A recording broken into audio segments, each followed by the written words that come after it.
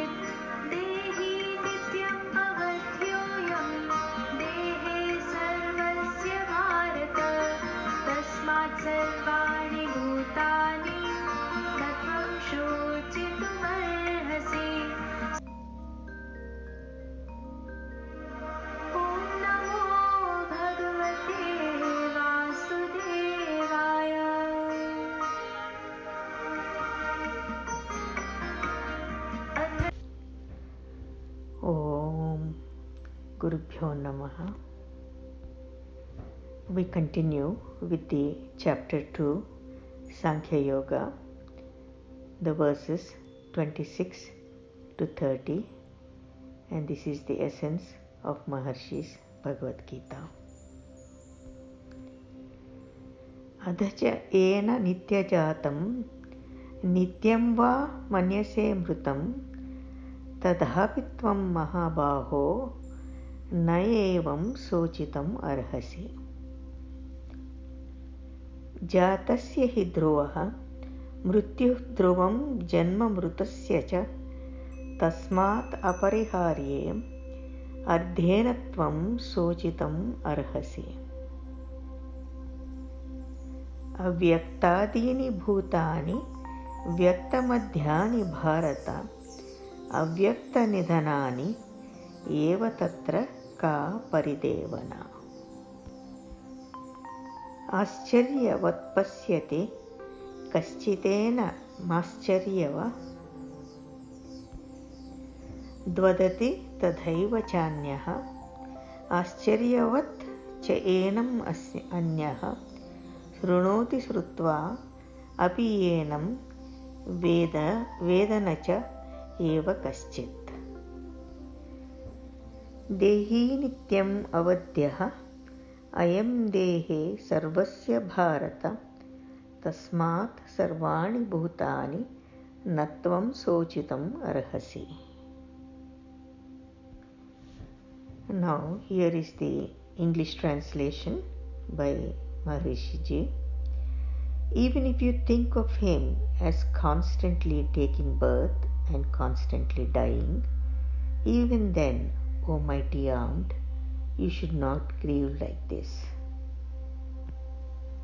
Certain indeed is death for the born, and certain is birth for the dead. Therefore, over the inevitable you should not grieve. One sees him as a wonder, another likewise speaks of him as a wonder, and as a wonder another hears of him. You, even on seeing, speaking, and hearing, some do not understand him. Again, yet even on seeing, speaking, and hearing, some do not understand him. He who dwells in the body of everyone is eternal and invulnerable. O Bharata, therefore, you should not grieve for any creature whatsoever. So again, let us recap verse 25, where the Lord Bhagavan is saying, He is declared to be unmanifest, unthinkable, unchangeable. Therefore, knowing Him as such, you should not grieve. Bhagavan has given Arjuna a very vivid intellectual conception of the soul, the real self, the transcendent, and without attributes. And this again he did when Arjuna's mind was full of sorrow. And Bhagavan's motive here is preparing him for the state of enlightenment. He could not give the direct vision, but had to be shown the intellectual conception first and then led to experience step by step. Otherwise, Arjuna could not have understood that he is that, the eternal being he is, which is behind the obvious phenomenal existence. Now, up to now, Bhagavan has explained life from the viewpoint of the indestructibility of the self. Now, starting from verse 26, he begins on a different argument. And what does he say? Even if you think of him as constantly taking birth and constantly dying, even then, O mighty armed, you should not grieve like this. Here Bhagavan is saying, even if Arjuna remains unconvinced of the immortality of the dweller in the body, this does not justify his grieving. Even if the dweller in the body is seen as repeatedly dying with the death of the body and repeatedly being born with the birth of the body, still, Arjuna, there is no need to grieve. If Arjuna is not convinced by one line of reasoning, Bhagavan does not leave him to his fate, but tries to convince him through another. And this is the situation between Arjuna and the Bhagavan. that was created by his surrender at his feet. And also, while this is the glory of the Absolute, it is also the glory of the Master's mind that can deduce the same conclusion from two diametrically opposed lines of reasoning. Bhagavan continues, certain indeed is death for the born, and certain is birth for the dead. Therefore, over the inevitable you should not grieve. So here, change is inevitable in the field of relative existence. It is going on even in the present as it was in the past and will be in the future. Therefore, birth and death are natural events about which one should not feel much concern. On the contrary, change should be welcomed, for it opens new vistas of life towards fulfillment. Again, Bhagavan is saying that change should be welcomed, for it opens new vistas of life towards fulfillment. The phenomenon of birth and death is the expression of the eternal process of evolution, which in its turn expresses the purpose of creation. And so, the evolution of life is with the view to the realization of perfection.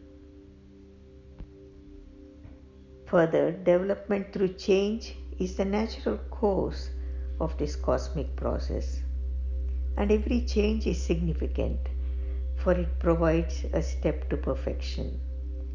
And the manner in which change takes place is also in line with the cosmic purpose of evolution. So both the change and the manner of the change are governed by the eternal laws of cause and effect. So this is how the birth and death, the plan of life, finds its fulfillment. One has freedom of action, and thereby one can adopt any channel, good or bad, through which one wants the course of his life to flow. So this is in his hands. But change is inevitable, and it is for the sake of life that this is so. Again, man has freedom of action, and he can adopt any change. He can adopt any channel for the course of his life to flow. So this is in his hands. But the change, the normal change of life course leading to life and death are inevitable. So Bhagavan says, over the inevitable you should not grieve. Bhagavan further continues, creatures are unmanifest in the beginning, manifest in the middle state, and unmanifest again at the end. O Bharata, what grief is there in this? And this is another angle Bhagavan is showing. According to the findings of modern physics, all matter has only phenomenal existence and is in reality formless energy. Both in its previous state and in its present obvious form, matter is nothing but pure energy, and on dissolution of the present form, it will remain the same energy. Similarly, the present phenomenal phase of existence is seen to have no permanent significance, and this is what Bhagavan is impressing upon Arjuna. All phenomenal presents the manifested state of life, and while being is of the unmanifested transcendental nature. Bhagavan continues, one sees him as a wonder, another likewise speaks of him as a wonder, and as a wonder another hears of him. Yet, even on seeing, speaking, and hearing, some do not understand him. This verse speaks of eternal reality, which is strange to many in many different ways, because everyone looks at it from his own level of consciousness. For this reason, many who seek it, here it is the being, find it impossible to attain on the level of the senses and the intellect, since these are concerned only with the temporary phenomenal phases of life. A man's life is always in the field of the manifested, and the self is of unmanifested nature. So naturally, people hear about it with great surprise, and others are not even able to understand it. Although Arjuna is obviously unfamiliar with eternal reality, it is not the Lord's aim to stress the difficulty of understanding. It is a wonder to some because, although omnipresent, it is found as the individual self, and although eternal, it is found dying and being born. So again, although it is omnipresent, yet you see it as the individual self. And although eternal, it is found dying and being born. And that is why it is difficult to comprehend its full nature by mere intellectual process. It needs a direct experience for the abstract reality to be properly understood. And Arjuna is obviously unfamiliar with eternal reality. And here there is yet another implication. Up to this verse, the Lord has been trying in different ways to make Arjuna understand that he should not grieve. But he is not free from grief, and therefore, as an additional step in the task of enlightening him, Bhagavan points out that his response to what he has heard is a feeling of strangeness. And Bhagavan is saying that this feeling of strangeness does not matter, for it is natural with regard to knowledge of eternal life. In the next verse, Bhagavan brings to an end the intellectual description of the two aspects of life, the ever-changing and the never-changing. Bhagavan says, "He who dwells in the body of everyone is eternal and invulnerable. O Bharata, therefore you should not grieve for any creature whatsoever." So this brings the conclusion of all that has been said by the Lord from the 11th verse onwards.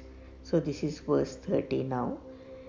And the most important thing here Maharshi Ji is saying is, every creature is on the path to perfection. Through births and deaths of bodies, everyone is progressing towards fulfillment. No one should grieve over the death of another.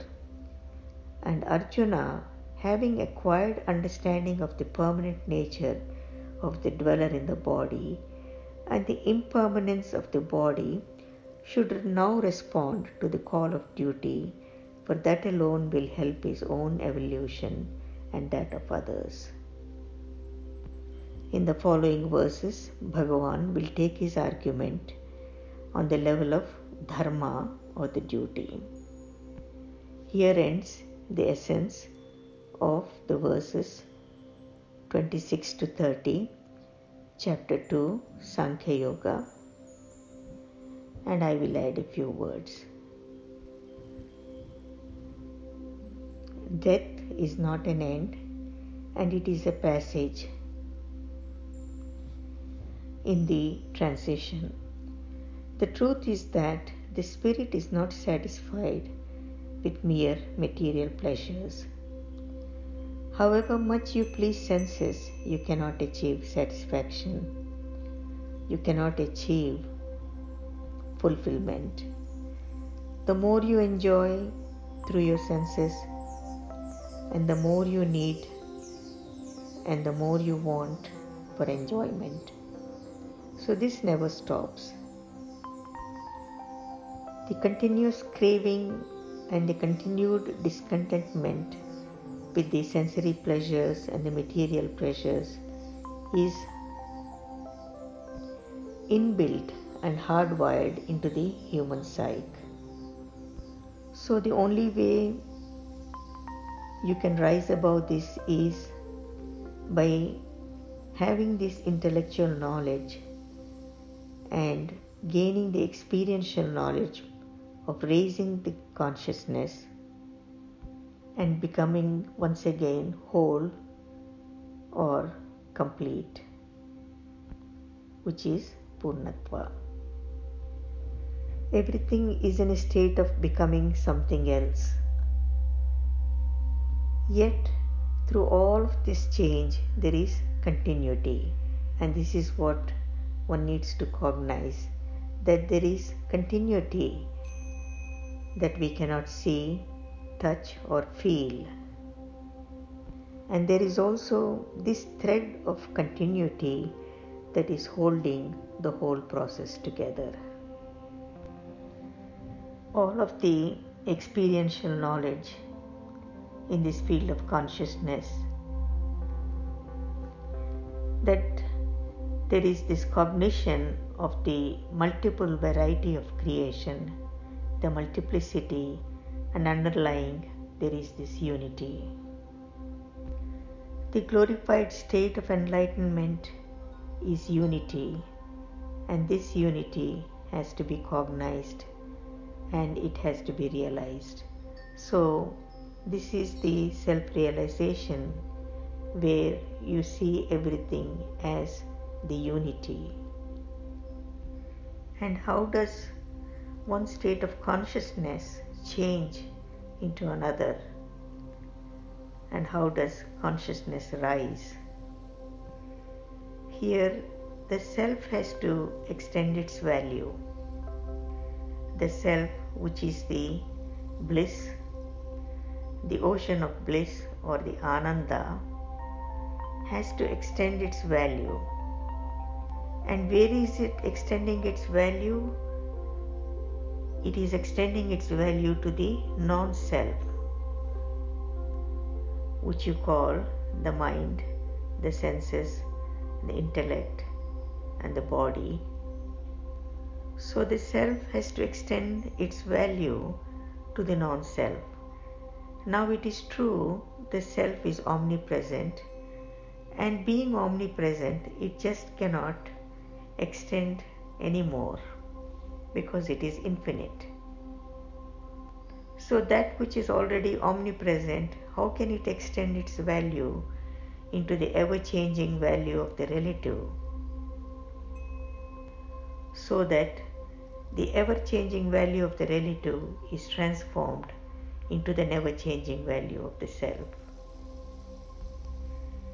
But it does, and it happens. And so this is the extension of the self into the non-self, and this is how the glorified state of enlightenment, unity, is cognized and realized. By this extension of the self into the non-self, then there is rising of the ever-changing value into the never-changing absolute. And what is happening here is bringing the relativity to its status of infinite dignity. This doesn't mean that the world becomes unified. It is not that everything melts away into some pool of unity. No, it is only a subjective, and it is the extension of this subjectivity that glorifies the objectivity from its non-existent, ever-changing value. So this ever-changing value is changing into the eternal existence and rising to its status. And this happens to whom? It happens to the one who is seeking enlightenment. And it is happening in the transcendence, in the samadhi, the extension of the self into the non-self.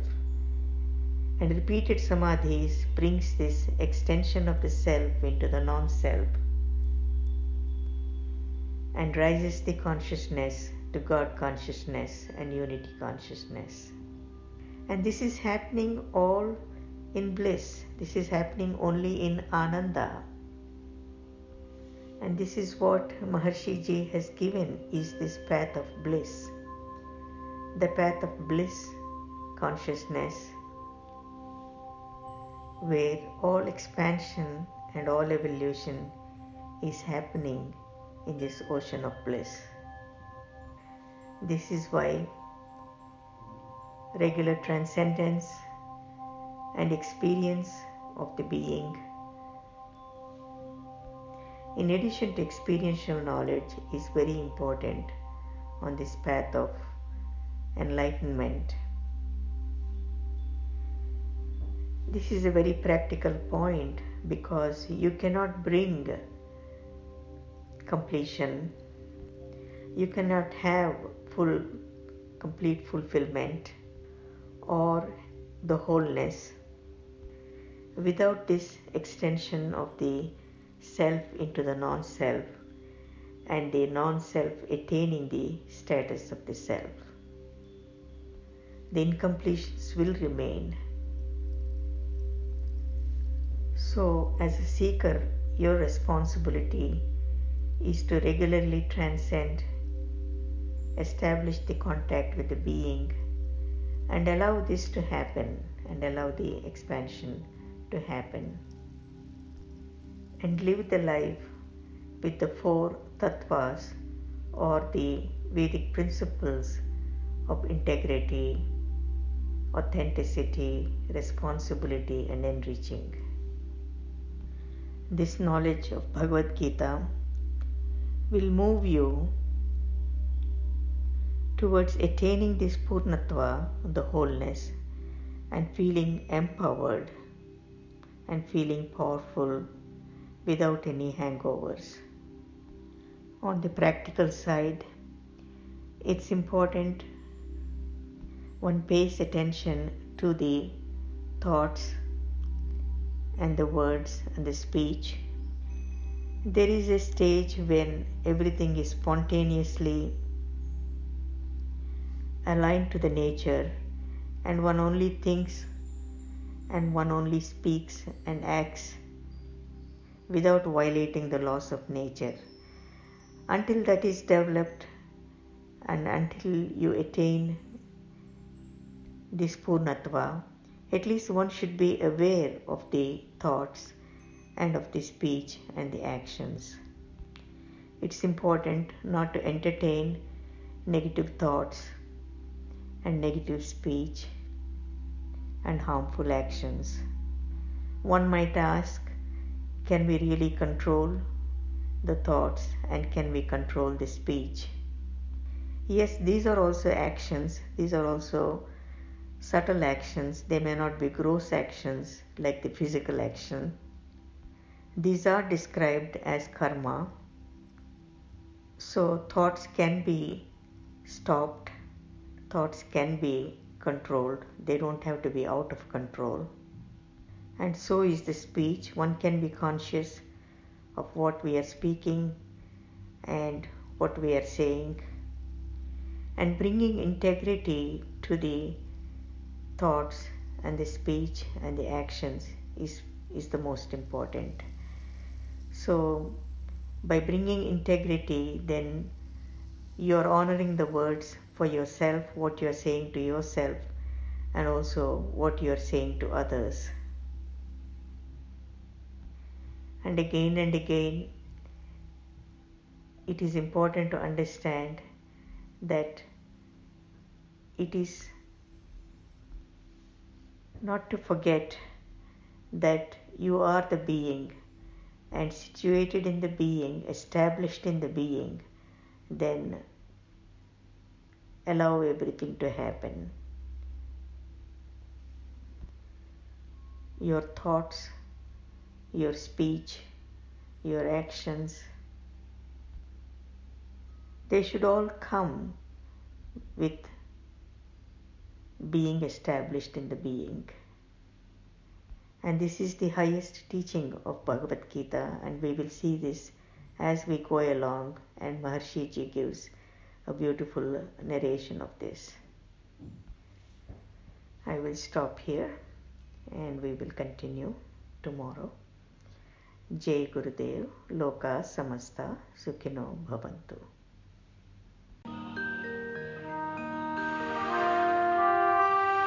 ज्ञानातिमिरान्धस्य